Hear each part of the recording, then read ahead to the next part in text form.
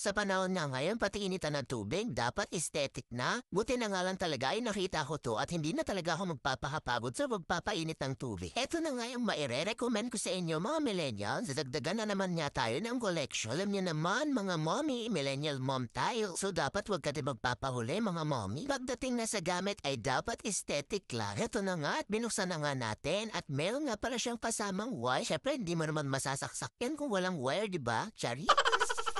Ito na nga yung maire-recommend ko sa inyo mga mommy. Para hindi na nga kayo mahirapan maghanap pa, ilalagay ko na lang yung link. Ito ay electric kettle from Zulele. Tara at subukan naman natin lagyan ng tubig at magpakulo nga tayo ng tubig. At ang nagustuhan ko nga dito sa kettle na to ay nakikita mo talaga yung tubig habang kumukulo. Diba? Napakaganda talaga. Mabilis nga lang pala tong kumulo at wala pang 1 minute ay kumulo na nga siya. At ang maganda pa nga dito sa kettle na to, pwede mo nga lang siyang iwanan at magkukusa nga lang siyang mamamatay kapag kumulo na. Ganito talaga ang kettle yung